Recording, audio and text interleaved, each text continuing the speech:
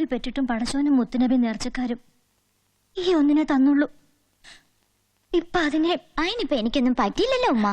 അത് പടച്ചോന്റെ കൃപ. എവിടെ ഓള്? ഓ ഇജ്ജ് ഇപ്പോഴെങ്കിലും ഇങ്ങ് എത്തിയില്ലോ.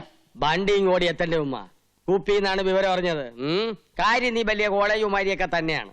എന്നാൽ ഈയിടെ ഇത്തിരി അഹമ്മതി കൂടുതലാണ്. ഈ തറവട്ടി എന്താണ്ടി നമുക്ക് നിനക്കൊരു കുറവ്? കിണറുണ്ട്, ഇഷ്ടംമാതിരി പൈപ്പുണ്ട്, ഷാബറുണ്ട്.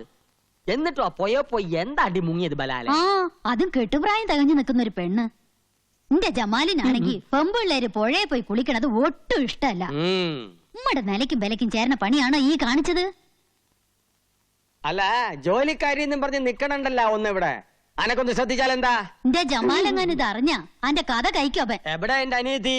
അയ്യത്തായ ഇവിടെ എന്താ? ഓക്ക് തുണയായിട്ട് അന്നെ ഇവിടെ നിർത്തി പഠിപ്പിക്കണം എന്തിനാണെന്ന് അറിയാവാ? ആണും തുണയില്ലാത്ത ഈ തറവാട്ടിൽ നബീസിന് ഒരു കൂട്ടിന് വേണ്ടിയാണ്. എന്നിട്ട് ഇപ്പൊ എന്തായി? ഞാനൊന്ന് എന്റെ വീട് വരെ പോയതായിരുന്നു. വീട്ടിലെന്താ നിധി കെട്ടി വെച്ചിരിക്കണ? പോയി നോക്കാൻ. എന്തായാലും അല്ലാഹ് കാത്തുരക്ഷിച്ചു. അല്ല അപ്പുറത്ത് പുതിയതായി താമസത്തിന് വന്ന ചെക്കനെ രക്ഷിച്ചത്.